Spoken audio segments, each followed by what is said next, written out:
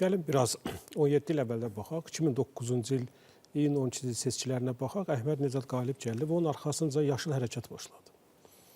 Yaşıl Hərəkat başladı və həmin hərəkat göstərdi ki, bəli, İran doğrudan da dəyişikliklərə ehtiyac duyur.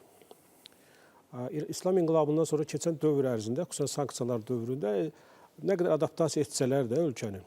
Lakin məlum olur ki, iqtisadi idarə etmə, ikili dövlət modeli, yəni İslam İnqilabı Keşikləri Korpusu və mülki administrasiya, yəni İranın inkişafı zamanın tələblərinə cavab vermir. Arxasında 2013 artıq Həsən Ruhani gəldi və Həsən Ruhani dövründə 2015-də artıq hər tərəfli nüvə fəaliyyəti sazişi imzalandı və həmin dövrdə cəlb olunan vəsaitlərlə iqtisadi gerilik dayandırıldı və Həsən Ruhaninin dövründə artıq 5% artım əldə olundu.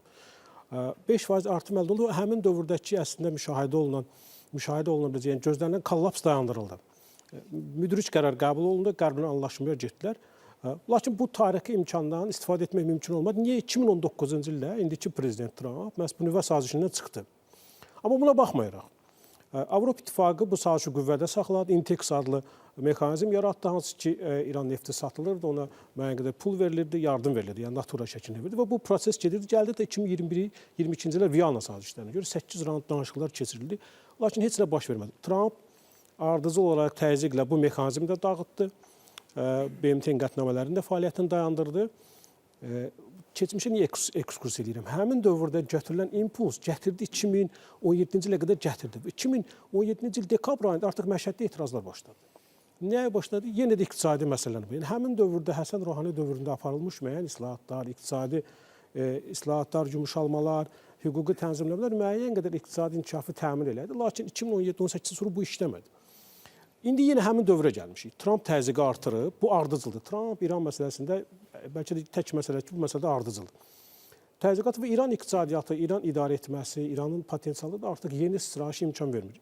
Bu baxımdan Prezident Trump bu fürsəti əldən verməyəcək. Bu şəxslərlə bağlı deyil, bu strategiya məsələsi. Ötən verilişdə dedik, heç kim gözləməyəcək ki, İran yenidən özünə gəlsin, iqtisadi potensialı qaldırsın, digər qərb partnyorları ilə anlaşsın.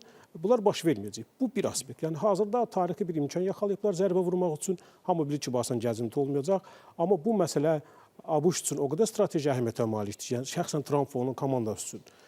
Bundan imtina etməyəcəklər. O ki, qaldı, gəlirik, diplomatik danışıqlar harada başlayır? Orada başlayır ki, bəli, İran müəyyən qədər nüvə proqramında danışıqlara hazırdır, lakin ABŞ burada Liviya modelini qoyub. Bu da ABŞ və İsrailin bircə mövqeyidir.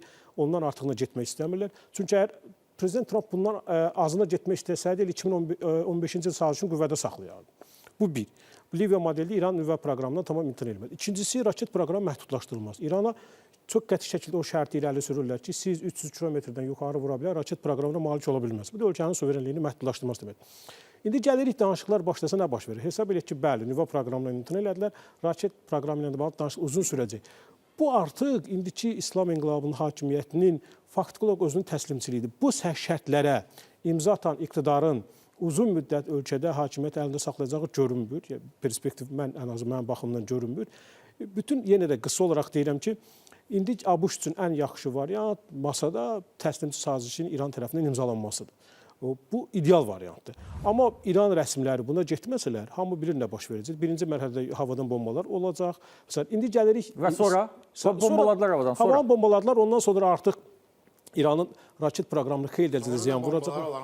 Bəli, xeyli ziyan vuracaq. Bəli, İsrail burada hədəfdir. ABŞ bazalara hədəfdir. Lakin dediyim kimi, niyə keçmişə ekskurs edən? O qədər ardıcıl siyasət aparırlar ki, artıq hiss olunur ki, onlar bu riski götürməyə hazırdılar.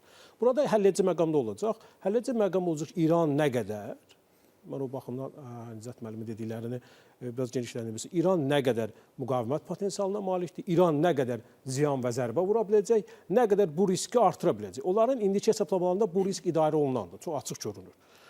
Amma İran potensialı yuxarı olsa, bu risk çox olsa, əlbəttə Amerika Birləşmiş Ştatları istənilən halda yenə başqa cür danışıqlar prosesinə başlaya bilər. Yəni biz dinamik proses görürük. Bu dinamik prosesin verilənləri İran tərəfdə məlum deyil. ABŞ tərəfdə məlumdur, İran tərəfdə məlum deyil. Görə İran öz potensialını necə ortaya qoyacaq?